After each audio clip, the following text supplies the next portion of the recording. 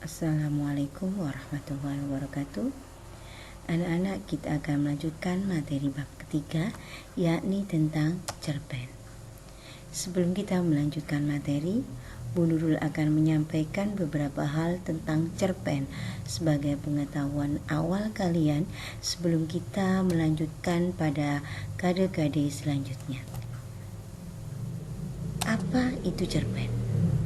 Cerpen atau yang bisa dibilang cerita pendek adalah salah satu bentuk prosa yang berbentuk cerita fiksi dan hanya memiliki satu konflik. Mungkin kalian bertanya, apa Bu yang disebut dengan fiksi? Fiksi adalah tulisan prosa tentang peristiwa dan karakter yang dibayangkan. Berarti fiksi itu adalah cerita yang tidak nyata. Selanjutnya akan membahas terlebih dulu apa sih ciri-ciri cerpen. Bedanya cerpen dengan novel itu yang pertama, jumlah kata. Cerpen hanya terdiri dari 1.600 sampai 10.000 kata. Beda dengan novel yang terdiri dari sebuah buku. Selanjutnya ciri yang kedua, tema yang dipilih. Cerpen hanya memiliki satu tema atau satu subjek. Ciri yang ketiga, unsur yang menonjol. Cerpen memiliki ciri-ciri yang pertama, dia hanya fokus pada satu latar cerita, hanya pada satu konflik saja, tidak ada konflik kedua, ketiga, keempat, dan selanjutnya. Ciri yang keempat, karakter tokoh. Dalam cerpen, tokoh dalam cerita hanya berfokus pada satu karakter. Di sini tidak akan terjadi adanya perubahan karakter dari tokoh tersebut. Ciri yang kelima, yakni diksi atau pilihan kata. Diksi atau pilihan kata yang digunakan dalam cerpen itu lebih mudah dipahami daripada novel karena lebih bersifat apa adanya, atau bahasa yang digunakan adalah bahasa sehari-hari. Oke, anak-anak, kita lanjutkan. Unsur-unsur intrinsik cerpen. Mungkin kalian masih ingat dulu di kelas 7, di kelas 8 kita membahas yang namanya unsur-unsur intrinsik dalam cerpen. Unsur-unsur intrinsik dalam cerpen itu adalah unsur yang terkandung di dalam teks cerpen itu sendiri. Unsur intrinsik terdiri dari yang pertama adalah tema. Tema adalah ide pokok, gagasan utama dalam sebuah cerita. Unsur selanjutnya alur. Alur adalah proses terjadinya sebuah cerita atau rangkaian peristiwa dalam sebuah cerita, itu disebut alur. Yang kita kenal ada alur maju, ada alur mundur, dan sebagainya. Ada juga yang biasa digunakan dalam novel adalah alur flashback. Selanjutnya adalah latar. Latar adalah menggambarkan situasi, tempat, dan waktu saat cerita itu disampaikan. Jadi biasanya latar itu identik dengan waktu, tempat, dan suasana yang terjadi dalam cerita. Selanjutnya, tokoh atau karakter, yakni orang yang berperan dalam cerita tersebut. Karena ingat, dalam cerpen tidak ada perubahan karakter dari tokoh. Selanjutnya, amanat. Amanat adalah pesan yang disampaikan oleh pengarang, pelajaran yang dapat kita ambil dari sebuah cerita, itu namanya amanat. Unsur intrinsik terakhir yakni sudut pandang.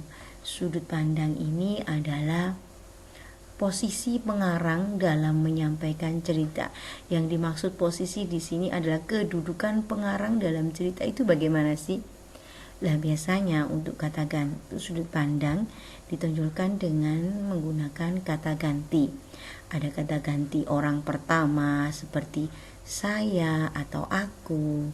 Jika orang pertama Jika menggunakan kata ganti aku atau saya, berarti sudut pandangnya adalah orang pertama. Ada juga kata ganti yang digunakan dalam cerpen adalah orang ketiga. Orang ketiga ini kata gantinya contohnya mereka. Bisa juga menggunakan nama orang. Jika dalam cerpen ada nama orang, berarti sudut pandangnya orang ketiga. Selain dari kata ganti, sudut pandang juga bisa dilihat dari peran pelaku. Apakah dia sebagai pelaku utama, sebagai pelaku sampingan, atau hanya sebagai pelaku pembantu.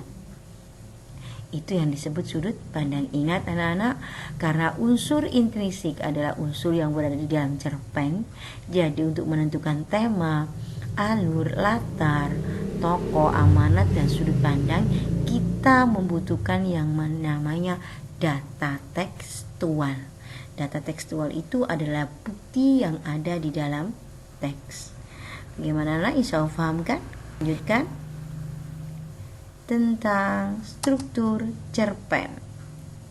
Yang pertama, ada orientasi, ada rangkaian peristiwa, komplikasi, resolusi.